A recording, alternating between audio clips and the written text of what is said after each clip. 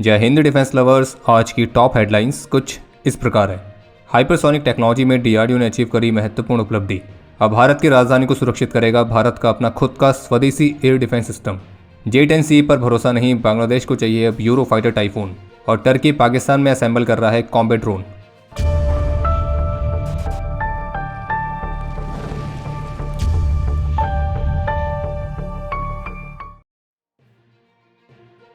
मंगलवार को पार्लियामेंट में डिफेंस की पार्लियामेंट्री स्टैंडिंग कमेटी ने अपनी रिपोर्ट सबमिट करी थी और इस रिपोर्ट में इस बात को मेंशन किया गया है कि पिछले 5 वर्षों में स्वदेशी रिसर्च के माध्यम से डीआरडीओ ने लगभग 2,64,156 करोड़ रुपीस सेव किए हैं। और इतना ही नहीं बल्कि पास्ट के और करंट ईयर में भी डीआरडीओ ने नेक्स्ट जनरेशन की हाइपरसोनिक टेक्नोलॉजीज और मिसाइल्स को विकसित करके क्रूशियल माइलस्टोन्स भी अचीव किए हैं। और इसलिए इस कमेटी ने डीआरडीओ को उनकी इन उपलब्धियों के लिए बधाई भी दी है। और इसी के साथ पार्लियामेंट में डीआरडीओ की हाल ही की कुछ बड़ी अचीवमेंट्स के बारे में मेंशन किया गया था, जैसे कि पहली लॉन्ग रेंज की हाइपरसोनिक एंटीशिप मिसाइल का सफलतापूर्वक उड़ान परीक्षण जो कि नवंबर 2024 में हुआ था, और जबकि मार्च 2024 में डीआरडीओ ने सफलतापूर्वक पहले multiple independently targetable re entry vehicle यानी कि MIRV टेक्नोलॉजी को भी टेस्ट किया था। इसके अलावा जो very short range air defence system है उसे स्वदेशी तौर पर विकसित करके सफलतापूर्वक फ्लाइट टेस्ट किया गया है। इसके अलावा जो डीआरडीओ की man portable anti tank guided missile है तो उसने इंडियन आर्मी के वैलिडेशन ट्रायल्स को सफलतापूर्वक कंप्लीट किया है।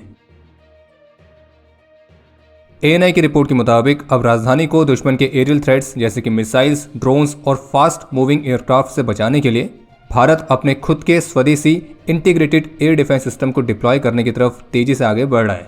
ये एक multi layered integrated air defence weapon system है जो कि भारत के स्वदेशी एयर डिफेंस मिसाइल्स जैसे कि QRSAM और very short range air defence systems तो इन पर आधारित है, जो कि दिल्ली नेशनल कैपिटल रीजन को एरियल थ्रेट से सुरक्षा प्रदान करेगा। और निश्चित रूप से एक स्वदेशी एयर डिफेंस वेपन सिस्टम को राजधानी की सुरक्षा के लिए तैनात करना तो ये भारत के स्वदेशी डिफेंस सिस्टम्स के लिए एक महत्वपूर्ण बढ़ावा की तरह है। जबकि आप सभी को याद होगा कि इसी सिमिलर पर्पस के लिए एक समय पर भारत अमेरिकन मेड NASAM-2 यानी कि national advance surface to air missile system 2 तो इसको डिप्लॉय करने की योजना भी बना रहा था। और इस अमेरिकन सिस्टम को खरीदने के लिए निगोशिएशंस भी स्टार्ट हुए थे, लेकिन इसकी बहुत अधिक कीमत के चलते भारत सरकार ने इस डील के साथ आगे ना बढ़ने का निर्णय लिया था, जो कि बहुत ही अच्छी बात है। और अब भारत अपने खुद के स्वदेशी integrated air defence weapon systems को भारत की राजधानी में वाइटल इंस्टॉलेशंस को सुरक्षा प्रदान करने के लिए तैनात करेगा। और बाकी ANI की रिपोर्ट में बताया गया कि जहां एक तरफ भारत बची हुई S-400 की स्क्वाड्रंस को प्राप्त करने पर तेजी से काम कर रहा है, वहीं इसके अलावा एडिशनल S-400 सिस्टम्स के साथ साथ S-500 एयर डिफेंस सिस्टम्स के प्रस्ताव पर भी विचार किया जा रहा है। आप सभी को ध्यान होगा पिछले अपडेट में हमने आपको रॉयटर्स की एक रिपोर्ट के बारे में बताया था, जिसमें यह क्लेम किया गया था कि इस वर्ष भारत के कुछ टॉप आर्म्स मेकर के एग्जीक्यूटिव्स रशिया में एक रेयर मीटिंग को अटेंड करेंगे। और आर्म्स मेकर में अडानी डिफेंस और भारत फोर्ज का नाम खास तौर पर मेंशन किया गया था। और ये भी कहा गया था कि ये जो मीटिंग्स हैं ये संभावित रूप से किसी पोटेंशियल जॉइंट वेंचर्स पर हो सकती हैं। लेकिन अब रॉयटर्स की इसी रिपोर्ट पर भारत फोर्ज की तरफ से क्लैरिफिकेशन आया है, जिस पर उन्होंने स्पष्ट रूप से इस बात से इनकार किया है कि रशिया में इस तरह की किसी भी मीटिंग में उन्होंने पार्टिसिपेट नहीं किया है। और ये भी कहा गया कि भारत फोर्ज या फिर किसी भी कल्याणी ग्रुप कंपनी को रिप्रेजेंट करने के लिए कोई भी इंडिविजुअल 2021 से रशिया गया ही नहीं है। बाकी अगर आप यहाँ तक वीडियो देख चुके हैं तो वीडियो को लाइक करना ना भूलें और मिलिट्री इंस्पायर्ड मर्चेंडाइज के लिए squadron.in को विजिट जरूर करें और स्पेशल कूपन कोड याद रखें PKMKB। आप सभी को ध्यान होगा कि इसी साल अक्टूबर के महीने में एक रिपोर्ट आई थी जिसमें क्लेम किया गया था कि जो बांग्लादेश है वो चाइना से 20 J-10C फाइटर जेट्स को खरीदने की योजना बना रहा है। और ये भी कहा गया था कि ये जो पूरी प्रक्रिया है ये अपनी एडवांस स्टेज में चल रही है। हालांकि ये जो रिपोर्ट थी ये द बिजनेस स्टैंडर्ड की तरफ से जारी की गई थी, जिसमें कुछ गवर्नमेंट डॉक्यूमेंट्स के हवाले से क्लेम किया गया था और बांग्लादेश की तरफ से इस पर ऐसी कोई भी ऑफिशियल अनाउंसमेंट नहीं की गई थी। लेकिन हाँ, इस रिपोर्ट को पाकिस्तान और चाइना के प्रोपेगेंडा अकाउंट्स ने J-10C की मार्केटिंग करने में खूब इस्तेमाल किया था। और अब कहानी कुछ इस तरह से है कि बांग्लादेश एयरफोर्स ने औपचारिक रूप से इटालियन फर्म लियोनार्डो SPA के साथ लेटर ऑफ इंटेंट को साइन करने का निर्णय लिया है, और जिसके तहत Bangladesh air force multi role combat aircraft Eurofighter Typhoon को खरीदेगी। और इस एग्रीमेंट की जो साइनिंग सेरेमनी है वो मंगलवार को ढाका में बांग्लादेश एयरफोर्स हेडक्वार्टर्स में कंडक्ट की गई थी, जिसकी पिक्चर्स उनके खुद के वेरीफाइड फेसबुक पेज से शेयर की गई है। यानी कि ये जो रिपोर्ट है ये कोई स्पेकुलेशन नहीं हो सकती, ये ऑफिशियली कंफर्म है। और अब जो ये प्रश्न है कि चाइना के साथ J-10C वाले डील का क्या हुआ है, तो इस पर अभी तक कुछ भी ऑफिशियल देखने को नहीं मिला है, या फिर यूँ कहें शायद ऑपरेशन सिंदूर ने चाइनीज़ इक्विपमेंट को लेकर बांग्लादेश की भी आंखें सही से खोल दी हैं। और बाकी अगर यूरोफाइटर टाइफून पर एक डेडिकेटेड वीडियो चाहिए तो वो आप हमें कमेंट में लिख के बता सकते हैं, और अगर इस वीडियो पर 10,000 लाइक्स आते हैं तो हम इस पर एक डेडिकेटेड वीडियो जरूर लाएंगे।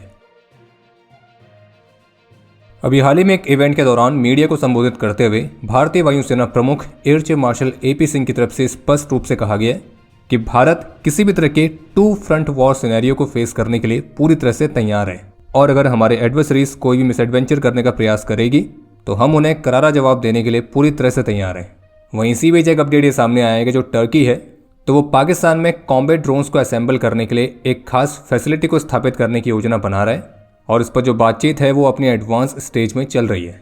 और ये तो आपको पता ही होगा कि ऑपरेशन सिंदूर के दौरान पाकिस्तान ने जो अधिकतर ड्रोन्स इस्तेमाल किए थे वो टर्किश ओरिजिन के ही थे, और अब जो टर्की है वो कॉम्बैट ड्रोन्स को असेंबल करने के लिए पाकिस्तान में ही फैसिलिटी स्थापित कर रहा है। तो इस बात में कोई डाउट नहीं है कि शायद आने वाले समय में भारत और पाकिस्तान के किसी भी कॉन्फ्लिक्ट में टर्की पाकिस्तान के ड्रोन वॉरफेयर में एक बड़ी भूमिका निभाने वाला है। और एक तरह से देखा जाए तो भारत के लिए केवल 2 फ्रंट वॉर का खतरा नहीं बल्कि 2.75 फ्रंट का खतरा है। इसके अलावा एक अपडेट ये सामने आया है जिसमें भारत की Mazagon dock ship builders limited यानी कि MDL की तरफ से अनाउंस किया गया है कि भारतीय नौसेना के एसोसिएशन के साथ उन्होंने ब्राजीलियन नेवी के साथ एक MOU साइन किया है, और जिसके तहत वे ब्राजीलियन नेवी द्वारा इस्तेमाल की जाने वाली स्कॉर्पियन क्लास सबमरीन्स और अन्य मिलिट्री वेसल्स को मेंटेनेंस सर्विस प्रोवाइड करेंगे। बाकी अब समय है आज के इतिहास का।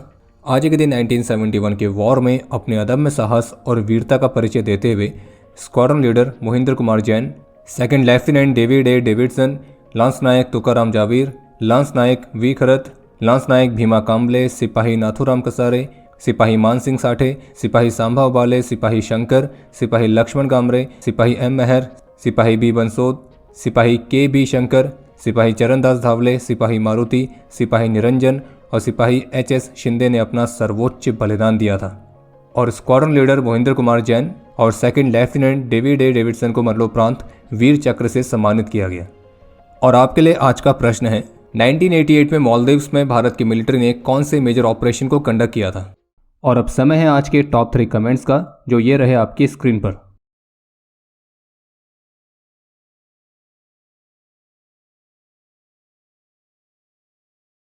उम्मीद है आपको आज का एपिसोड पसंद आया होगा। पसंद आया तो वीडियो को लाइक करना ना भूलें। आपके कोई भी सुझाव या सवाल हो तो उसके लिए कमेंट सेक्शन ओपन है। और अगर आप डिफेंस रिलेटेड और भी एक्सक्लूसिव कंटेंट में दिलचस्पी रखते हैं तो आज ही प्ले स्टोर से डिफेंस स्क्वाड की सुपर ऐप को डाउनलोड करना ना भूलें। और अगर आप चैनल पर पहली बार आए हैं तो squadron.in पे जाके हमारे नए डिज़ाइंस को भी चेकआउट जरूर करें। बाकी जल्द मिलेंगे नए एपिसोड के साथ। तब तक के लिए जय हिंद, जय भारत।